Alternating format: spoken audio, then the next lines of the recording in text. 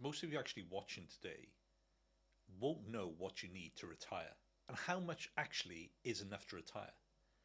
Now, this question does depend on your lifestyle needs, your age, what sort of money you've actually got, and what sort of goals you have in retirement. So today I'm going to break it all down for you so you can actually work out what your magic number is.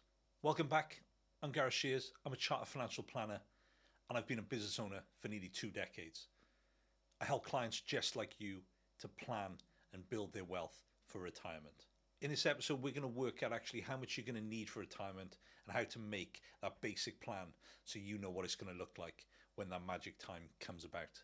Now, for me, there's 9 key elements to trying to work out what your magic number is going to be for retirement.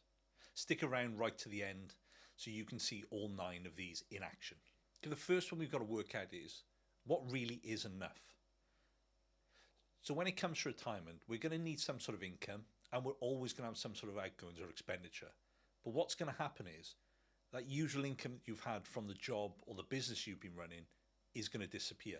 But the outgoings are going to stay the same, if not slightly rise in the first few years. So you need to understand how you're going to now bridge that income gap that you've lost to cover off those expenses, which are always going to be there. Do you know how much income sources you actually have ready for retirement and what they look like?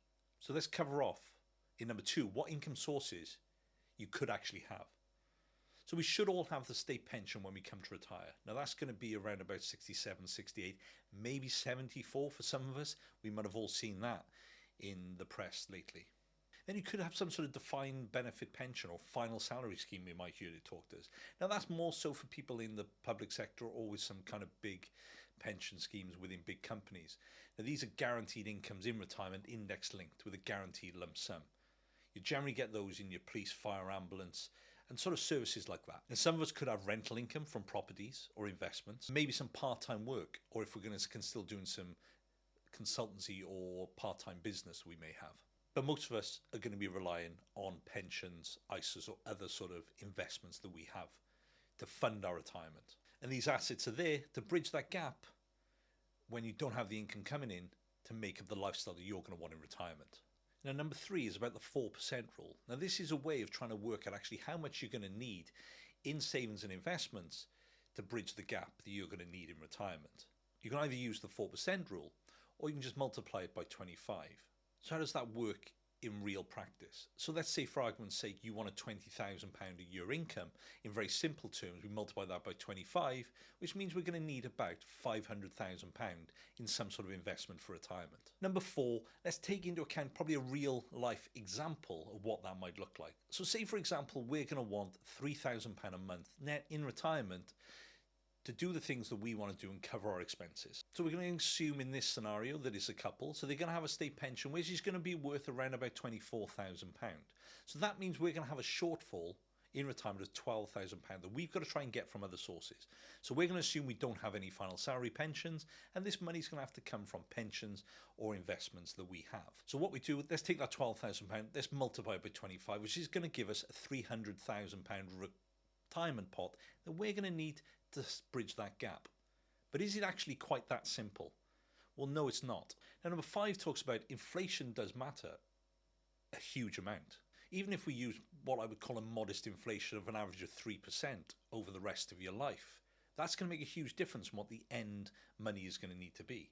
So this £300,000 in, for example, a 20-year period would likely to need £500,000 to cover that, to ensure it keeps pace with inflation. Making a plan for your retirement without adjusting it for inflation is a sure way to run out of money. And number 6, let's not forget about one of the ones we can always rely on, the taxman taking our pension and investments for retirement. Remember, any pension withdrawals after tax-free cash are going to be subject to tax at your marginal rate, especially once your state pension is kicked in. So taking that into account, if we need that £1,000 a month to make that £12,000 shortfall, we're actually going to have to draw £1,250 a month to take into account a 20% tax at the marginal rate. Again, this increases your pot even more, just like we had to do with inflation.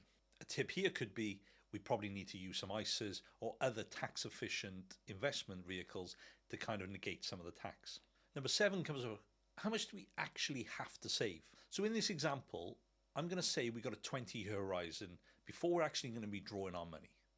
So if we worked on a modest 3% return after inflation and costs, to hit that £300,000 target, we would have to be putting away around about £950 a month into some sort of investment, which would get us that. Now, if we could get a little bit more growth out of that and get that to 5%, remember none of this is guaranteed, then we could reduce that input of investment and saving to £750 a month and let the power of compounding take over. You may ask, how do we do that? Well, we're going to have to look at investing in global equities or the great companies of the world in order to get that better return. But like I say, there is no guarantee in the investment market returning, but it's going to give you a better outcome than if you just leave it in the bank. Now, point 8, how to make this manageable. First of all, we just need to get started and stop putting it off. And we just need to start small. Where can we start? And just keep increasing that over time. You do have to make it slightly uncomfortable because it shouldn't be easy, because we are trying to put a plan for the future. And remember, all of these come after we've put away an emergency fund to cover the shortfalls over a 3 to 6 month period, and anything under 5 years is going into cash savings. And when you get those bonuses and pay rises, why not save most of it and then keep a little bit back so we don't allow lifestyle creep to take over and stop us planning for the future. Consider using pensions, ISAs, lifetime ISAs, depending on your age if you're under 40, to maximise the tax reliefs out there and the tax benefits of investing for the future. Finally, number 9, the biggest one for me, make sure you review this at least annually. You need to review your plan regularly to make sure you're on track, because things change. People have children, things change with jobs, things change with health, and maybe your plans for the future have changed as well. Don't fear these numbers and bury your head in the sand. Stand up and understand them and make that plan for the future. Now, to some of you, these numbers might be quite scary, but knowing your numbers is the key to having a successful and happy retirement. Without it, you're just winging your way through life. And it's not just about saving as much as possible. It's about having a plan for the future, making sure you have fun along the way. And once you've got the plan in place, you can relax a bit and start thinking about how actually you can enjoy that retirement when it comes about. Now, if you enjoyed what's been in this video, please share it with a friend, like below, and subscribe, because that really helps me share this message about this. And if you want help with your financial plan, look below, there's a link in order to explore this further with me and see how I can help you.